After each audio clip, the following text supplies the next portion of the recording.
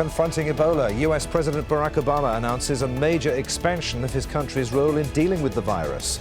Obama says he now plans to send 3,000 soldiers to Africa to help fight the disease. But will it be enough? Can the Ebola epidemic be contained? This is Inside Story.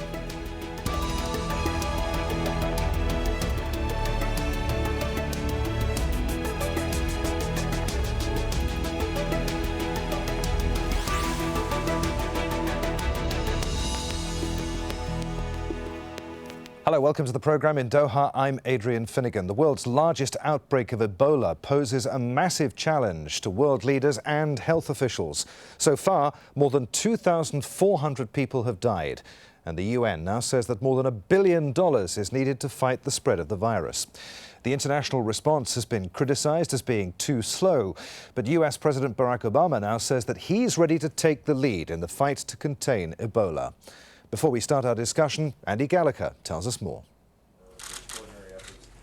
President Obama has been under increasing pressure to confront the Ebola crisis sweeping across West Africa. And on Tuesday, he announced major plans to tackle an outbreak that's already claimed the lives of at least 2,500 people. The president called the outbreak a global health and security crisis that could threaten an entire region. Now, here's the hard truth. In West Africa, Ebola is now an epidemic. Of the likes that we have not seen before. It's spiraling out of control. It is getting worse. It's spreading faster and exponentially. Today, thousands of people in West Africa are infected. That number could rapidly grow to tens of thousands. Obama is sending 3,000 US troops to the area and committing at least $500 million to the effort. It's a move that the president says puts the US at the forefront of the fight against a disease that is far from contained. But in Liberia, one of the worst-hit nations, there are questions about why troops are needed. What kind of troops? Are they armed men or medical personnel? If it is an armed troop, then I will start to question myself whether this virus can be fought by guns or so. But if it is medical people, then that is great. Ebola's toll here has already been severe. The country where US troops will be based has a population of 4 million, but only 50 doctors. The US plans to build field hospitals and train local medical staff at the rate of 500 a week. The reality is that this epidemic is going to get worse before it gets better, but right now, the world still has an opportunity to save countless lives. Right now, the world has the responsibility to act, to step up, and to do more. The United States of America intends to do more. We are going to keep leading in this effort. At a congressional hearing in Washington, experts are appealing for more cash to help pay for medical staff to travel to West Africa. There is now a real sense of urgency to tackle an outbreak that experts say could set West Africa back a generation. This is now one of the biggest relief efforts of its kind in US history, and it's been widely welcomed by the international community. But the UN and others say the global commitment may need to be even greater if this outbreak is to be truly brought under control. Andy Gallagher, Al Jazeera, Atlanta, Georgia.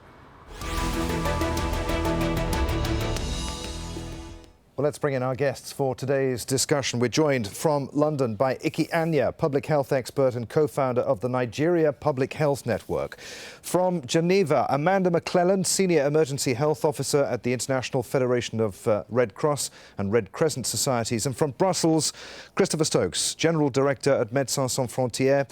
He joins us via Skype. Christopher, we can start with you. You've just returned from West Africa. Tell us something about what you saw there, how dire the situation is, and why these measures that President Obama is proposing to take are so important. Yes, I was in Monrovia actually last week, and I'll probably be going back quite quickly. I think one of the things that's surprising is that when you look at the total numbers of infected and deaths, these numbers are quite high in and of themselves. But actually, the whole impact of Ebola on life in Liberia is much wider. The schools are closed, hospitals, all the hospitals of Monrovia, all the public hospitals have closed. So any kind of health problem that you may have will go untreated. Airlines have stopped flying, boats have stopped berthing. And then next to this, MSF has built the largest Ebola treatment center in our history, and actually the largest that's ever been built, and yet it's not enough. every day we're refusing 10, 20 to 30 people who present with clear signs of Ebola at the gate of the hospital, and we have to send them back into their community because within 1 hour our hospital is full every morning. These people go back into their community and they're infecting their loved ones, their neighbors, other people in the community, and it's helping to fuel the epidemic. So the lack of response, the lack of isolation and treatment beds is still a huge problem, especially in a place like Monrovia, but in other parts of West Africa today. So will the measures that President Obama is proposing to take be enough to contain this outbreak? Well, we've been calling for this for months. We've called this outbreak unprecedented 6 months ago. And we've really made a big push in the last few weeks to encourage and to tell international leaders to assume some kind of responsibility to take care of this epidemic. So what Obama announced yesterday, I think, was really potentially a breakthrough in terms of the number of beds, at least, that the US is thinking of setting up. To give you an idea, MSF today has got 530 beds, 530 places for patients in Ebola treatment centers across the 3 most affected countries. But there's a need for at least another 1,000 extra, at least, if we want to start getting ahead of the epidemic curve. So now Obama's announcement is quite positive. The problem is we have to look at how fast this deployment will effectively take place, because so far, and we have to see if it will continue in this way, but so far the epidemic has doubled every 3 to 4 weeks. That means you have to look at a doubling of cases every 3 to 4 weeks. Now, if it takes another month or 6 weeks or 2 months to establish these new centers, we're still going to be running behind the epidemic curve, and that means it's still out of control. Amanda McClelland in Geneva, do you want to add to what you've just heard there? Your people on the ground must be reporting very similar things. Yeah, I've also just returned from Sierra Leone about a week ago, and we'll go back into the area again late next week. And we're observing the same thing. I was based in Sierra Leone, and we're setting up the first isolation centre that the Red Cross has ever run. So we're contributing 60 beds. It's an enormous undertaking to set up these centres, and it does take time. And I agree with MSF that this is really about speed now. And the proposal by the US government and the President are much welcomed, but it's about speed and how it's implemented on the ground. And we would add that the case management and isolation is a key component and really the core of the public health measures, but the other measures can't be overlooked. And the continued management of waste and dead body management and social mobilisation and engagement with the communities is key. And we'd like to see what the rollout plan for this is and how we will start to engage with communities and explain this military intervention, as well as the ongoing scale-up and the shift from isolation centres to a more home-based care while we try to catch up to the epidemic. So this engagement with the community and the engagement that we're using with the Red Cross volunteers to explain what is happening to communities and try to get them involved is a key component underpinning all of this. You talk about the race against time, and I was asking whether the President, whether the measures that he's proposing will be enough. Now that at least the US has taken the lead, do you think that other countries will follow suit? And who's best placed to offer the kind of assistance that's needed to get this outbreak under control? What kind of assistance is needed? Yeah, I mean, we've seen, the US government proposal is very much focused on Monrovia, which is where the epidemic is exponentially increasing, but we're also extremely concerned about Freetown and other areas of the epidemic. We've seen the UK government put forward a contribution and building beds in Freetown. We've seen the French government step forward with a plan for Guinea. What that plan is, it's not clear. But definitely the focus on Monrovia is not enough to cover the whole epidemic. This is in 5 countries now, 3 that are particularly heavily infected, and we need to address all of those areas. But I think some of the initiative, especially the logistics capacity, is something that will help us all. From the Red Cross point of view, we're struggling on a daily basis now with logistics. This is as much a logistics operation as it is a medical technical operation. Getting people to the field with flight cancellations is extremely difficult. Logistics moving the amount of cargo that we need, it's very big, it's very bulky, and getting enough flight space into countries is extremely difficult. So I think the establishment of the air bridge, if it occurs, and if it occurs quickly, will assist all the organisations, including the Red Cross, continue to scale up. But we do need more support from other governments, and they do need to release their biohazard and technical capacity. And I think what's missing for me is a lot of advisors on the ground, a lot of people talking about training, a lot of people about technical advice, but these are countries with the lowest doctor-patient ratios in the world, and if there was health staff sitting around waiting to be trained, we would have already done that. I think what we need is more personnel and boots on the ground actually implementing, and as MSF pointed out, this isn't just about Ebola now, this is about the malaria cases and the pregnancies and the pneumonias and the typhoids that are also not getting care, and we need to help re-establish the whole health system, not just the focus on Ebola. You mentioned malaria. KEBBIE, Anya, the malaria season well underway now in West Africa. How is that going to affect this fight against Ebola? Well, I think that's going to be one of the challenges, as Amanda has said, is that these are areas where the health systems have been traditionally weak, and now you have the overlaying of Ebola on there. We're hearing both of patients being wary of going to hospital with infections with illnesses like malaria because they're afraid of catching Ebola. And they're also hearing of hospitals and health facilities, certainly in Nigeria, at the height of the infections, turning people away.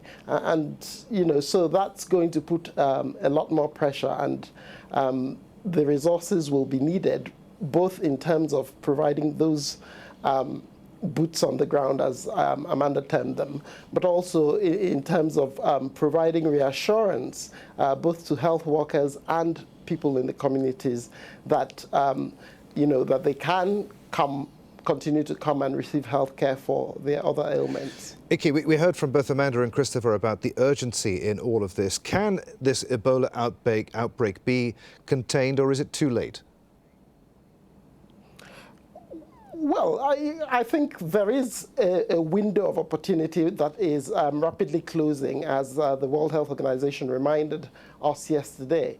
And it can be contained if, and only if, these resources are mobilized as soon as possible and are put in place to reduce the transmission of infection. That's really what the problem is at the moment, that, as Christopher says, people who are infected don't have access to isolation facilities, and therefore that means that more people are being infected. So once those facilities are put in place rapidly, hopefully we can begin to see a shift. Of course, this isn't, previous epidemics have lasted months, and it's likely that this will be the same, but we will need to act very fast. Okay, months, perhaps the timescale on this, Christopher. How long do you think it will take to contain this outbreak? Are we still going to be seeing cases of Ebola well into 2015? Unfortunately, yes. Now, the key issue is, will we be on a decline in the number of cases, or will it still be increasing significantly? I think realistically we're looking at probably the spring of 2015. Of course, you need 21 plus 20, about 42 days of no declared cases, so 2 incubation periods to really of no new cases to say the epidemic is over. We could still get a few sporadic cases, let's say spring next year, but if we are able to scale up quite quickly, we should reach that point. Now, if we're not able to scale up quite quickly, and then in fact we lose somehow the trust of the communities as well, because when they're sick, the public messages I was hearing on the radio in Monrovia was, if you're sick, go to a treatment center, go to an isolation unit, and they do that, and then these isolation unit and treatment centers, because they're not growing fast enough and haven't been scaled up enough, are refusing them, they're going back into the community, so you're losing a lot of trust there. Now, if the epidemic is not got under control, our feeling is, at least in these 3 countries, Sierra Leone, Liberia and Guinea, we stand a chance. If it's not under control quickly, each week that goes by, does increase the possibility of it spreading to a fourth or a fifth country on a large scale, beyond isolated cases, index zero cases that can be quickly traced. And then you're looking at Ivory Coast, for example, Senegal, etc. And then I think it will be very hard to get this under control. Amanda, the World Health Organization is using an educated guess of 20,000 cases before this outbreak begins to subside. Frightening though that is, do you think that's a realistic figure? A few weeks ago when that first came out, we were thinking that perhaps it was overestimate, but now as the cases continue to increase and the speed of the response is not catching the epidemic, and there's estimates upwards of 70,000 before Christmas. I think we're definitely planning for the 20,000 now and watching the caseload and the speed of this next, I think the next 2 or 3 weeks are key, and we'll be able to see in terms of the scale up of the response, especially in Freetown and Monrovia, how many cases we'll be expecting and the scale of the response to curb that. But I agree with Christopher. I think we'll be well into the spring of next year before we see the downward trend, and we'll have to stay on this well into 2015. We have to stay with this until the very last case and beyond. And this is not like other epidemics that we can start to relax and to pull back when we see a downward trend. With Ebola, we have to see this through all the way to the very last case, which means that we're in this for the long haul. Ikki, both President Obama, Amanda and Christopher have all referred to this outbreak as an epidemic. Is it? What does the term epidemic mean?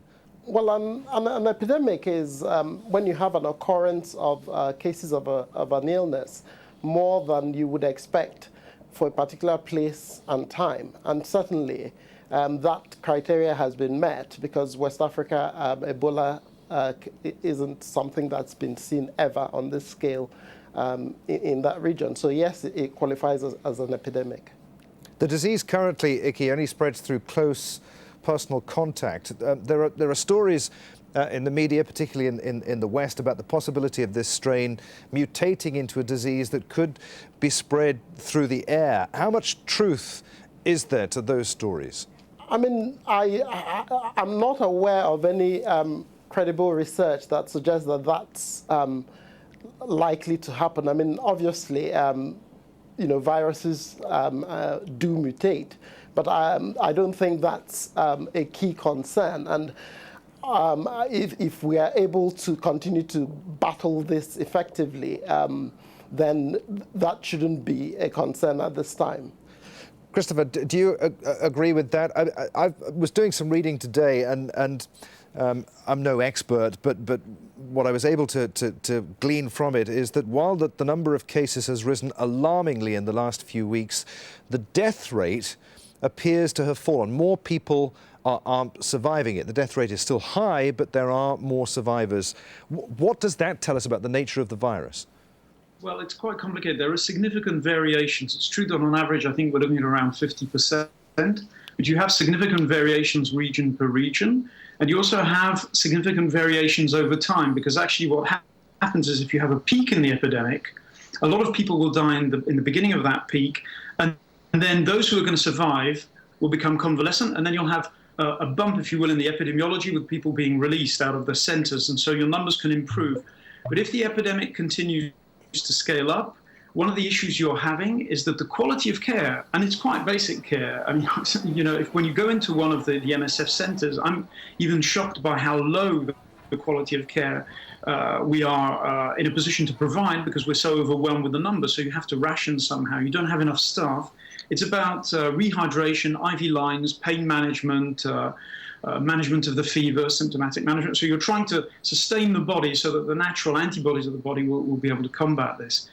And the level of care we're able to provide isn't good enough. So actually, if you want to also increase the percentage of survivors and get round to the 40, 50, 60% rather than 70, 80, 90, you're going to have to really scale up massively, bring in staff, train staff, a lot of nursing staff as well. You don't need you need some doctors, but you don't need an overabundance of specialized medical staff. Nurses have a very key role in being able to provide the care. And then you can get the numbers down, restore confidence as well with the community, have people refer more naturally to these centres rather than be treated at home. Well, what's desperately needed, of course, to help stop the spread of Ebola is a vaccine. As it stands, there is no proven cure or vaccine for the virus, but that could soon change. The pharmaceutical company GLAXOSMITHKLINE is currently carrying out human trials on an experimental vaccine. Human trials can often take years before a drug is approved for use, but the company says that it hopes to complete tests on this vaccine by the end of the year. In fact, Ruth Atkins, a 48-year-old former nurse, was injected in the upper arm with this candidate Ebola vaccine on Wednesday morning. Amanda, how soon do you think that vaccine could be in use in West Africa, and what difference will it make? I mean, based on the articles that GASK are putting out and the information that we have, they're talking about as soon as November, at least for health workers. But my understanding of the vaccine production that is currently available is less than 10,000 doses every month. And given the scale of the current epidemic, you know, that is a very small amount and not necessarily a strategy that's going to curb the epidemic right now. Unless the vaccine production is scaled up significantly, and we're talking millions of doses, it's not something that we're counting on right now, and we're definitely much more focused on the traditional public health measures that are currently being implemented and how we can adapt them to the scale that's needed. I mean, currently the epidemic is well beyond anything that we've ever done before, and this out-of-the-box type thinking in terms of adapting public health measures is currently the focus, and looking at home-based care and community-based care and how we can scale up the number of isolation beds. And I think our focus remains on that, you know, looking in the background to see how the vaccine's developing. But to be honest, I don't think it will be at scale enough to impact the curb of the epidemic in the foreseeable future.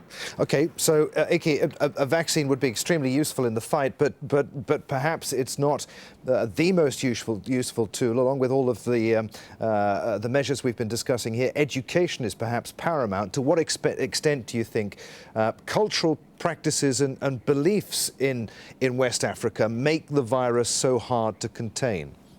To be honest, I'm not sure that the cultural practices in West Africa are necessarily much different from those elsewhere in relation to virus. But I do think, you know, of course, burial practices, where, you know, certainly in Nigeria, where I come from, we often have family members washing the bodies of dead relatives, you know, taking care of them. That's likely to, we know that's one way in which the virus is transmitted, and so that's part of it. And I think also when you think about, you know, we've talked about the weak health system, so often people do look after ill family members at home. And again, that's a source of exposure to them. And even when the relatives are in hospital, they also often have to provide some additional care. And all these leave them open. And I think that's why it's important that, along with all the other measures that are being talked about, that, you know, local education measures are put in place, drawing on people on the ground who know how best to communicate these messages to the communities. Christopher, we'll leave the final words to you. I'd like to end on a positive note if we can. The President said that a worsening outbreak would lead to a profound political, economic and security implications for us all. What did he mean by that? And are you confident that this thing can be beaten? Yeah, maybe a quick point as well on the vaccines. I agree with what our two previous, Amanda and Ikkie, have said. But in effect, we really will need to have a kind of scaling up of the vaccine. And certainly if we are successful with the vaccine, it'll prevent the next Ebola epidemic, certainly of this strain of Ebola Zaire. Now, there are some, what I think was meant by President Obama is actually what the presidents of Sierra Leone, Liberia or Guinea have been saying, that their countries are on the edge of collapse. Because you have all these side effects of Ebola, the closure of the schools, the economy running down, taxation, people no longer paying their taxes, boats no longer berthing, and that means you have shortage of basic items in Monrovia, items that are very much needed now, like soap and water.